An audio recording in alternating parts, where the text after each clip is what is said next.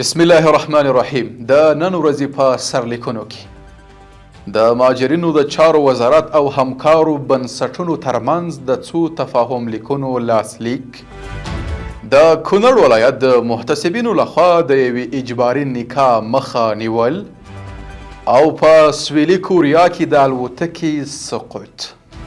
سلامونه او نیکی هیلې د نن ورځ خبرونو ته ښه راغلاست. نن یکشنبه د 1403 کال د مرغومي نامه نیټه ده. زه محمد صادق فروتن یم. دا هم بشپړ خبرونه. د کډوالو او بیرته راستنیدونکو چارو وزارت او کورداید WHO PRB او WHH مؤسسو ترمنځ د 9,484,000 امریکایي ډالرو په لګښت د همکارۍ هوکړه لیکونه لاسلیک شوي. د کډوالو وزارت وایي د دې هوکړه لیکونو له مخې به یادې مؤسسې په کابل، بلخ، جوزجان، سرپل او کندوز ولایتونو کې 14,610 راستنیدونکو کورنیو سره نغدي او د خوراکي توکو مرستې وکړي.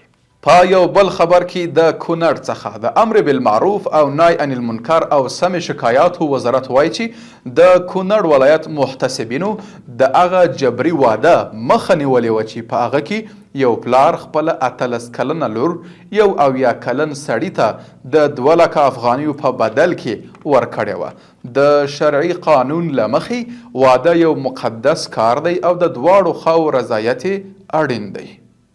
د کلو د بیا رغونې او پراختیا وزارت وایي چې د ننګرهار ولایت په دوربابا ولسوالۍ کې د 10 میلیونه افغانیو په لګښت د اوبو رسولو 2 شبکو د جوړولو چارې بشپړې او ګټې اخیستنې ته سپارل شوي. د یاد وزارت په وینا د دغو پروژو د بشپړېدو سره 850 کورنیو د څښاک پاکو اوبو ته لاسرسی پیدا کړ.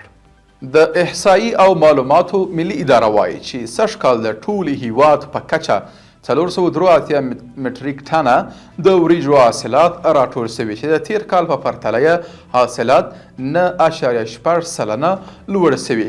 د دې ادارې په وینا سږ کال په 19 ولایتونو کې پر 190.2 هکټاره ځمکه د وریجو کرکیله شوې وه چې د تیر کال په پرتله د وریجو تر کښت لاندې د کرنیزې ځمکې ساحه هم پراخه شوې ده.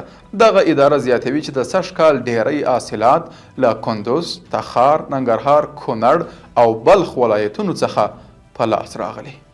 مننه چې راسره یاست. په پای کې یو جالبه خبر د نړۍ څخه. د نړیوالو رسنیو د راپورونو له مخې نن د سویلي کوریا په موان ښار کې د یوې مسافر وړونکې الوتکې د سقوط له امله لږ تر لږه 40 تنه وژل شوي دي. دغه الوتکه چې 180 تنه پکې سپاره وه له تایلند څخه یې الوتنه کړې وه او د سویلي کوریا په موان ښار کې د ناستې پر مهال له ځغاسلیکې وتلي او د هوایي ډګر دیوال سره یې ټکر کړی دی.